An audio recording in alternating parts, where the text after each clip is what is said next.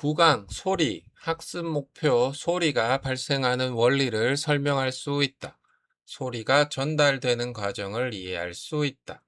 소리의 반사 현상을 설명할 수 있다. 진동수와 소리의 높낮이의 관계를 이해할 수 있다. 진폭과 소리의 세기의 관계를 이해할 수 있다. 소리란 물체의 진동에 의해 만들어지는 파동입니다. 우리가 말하거나 악기를 연주하면 물체가 진동하면서 소리가 발생합니다. 예를 들어 사람의 목소리, 기타 줄, 북, 종 모두 진동으로 소리가 만들어집니다. 소리의 발생, 소리는 물체가 진동할 때 발생합니다. 진동이 멈추면 소리도 발생하지 않습니다.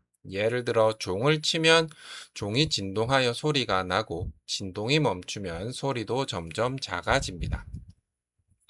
소리의 전달, 소리는 공기, 물, 고체 등을 통해 전달됩니다.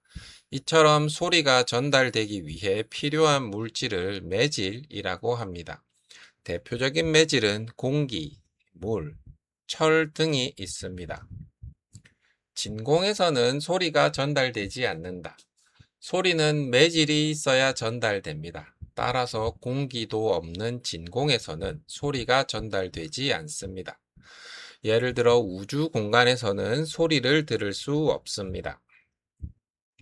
소리의 전달 속도, 소리는 매질에 따라 전달 속도가 다릅니다. 일반적으로 고체가 액체보다 빠르고 액체가 기체보다 빠릅니다.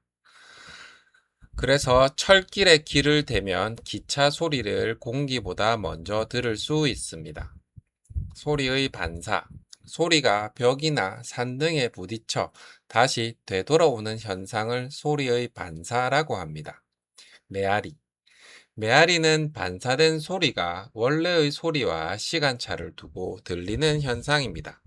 산이나 절벽에서 야호 하고 외치면 잠시 후 같은 소리가 다시 들립니다. 진동수와 소리의 높낮이. 진동수란 1초 동안 진동한 횟수입니다. 진동수가 많을수록 높은 소리가 납니다. 진동수가 적을수록 낮은 소리가 납니다.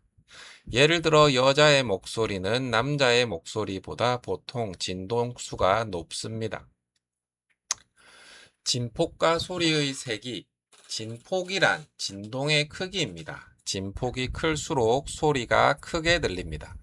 진폭이 작을수록 소리가 작게 들립니다. 예를 들어 북을 3개 치면 진폭이 커져 큰 소리가 납니다. 생활 속 소리. 소리의 성질은 우리 생활에서 다양하게 이용됩니다. 예를 들어 초음파 검사, 소나, 공연장의 음향시설, 확성기 등이 있습니다. 소음. 소음이란 듣기 싫거나 생활에 방해가 되는 소리입니다. 예를 들어 공사장 소리, 자동차 경적, 큰 음악 소리 등이 있습니다. 소음은 생활 환경에 영향을 줄 수 있으므로 줄이기 위한 노력이 필요합니다. 핵심 정리.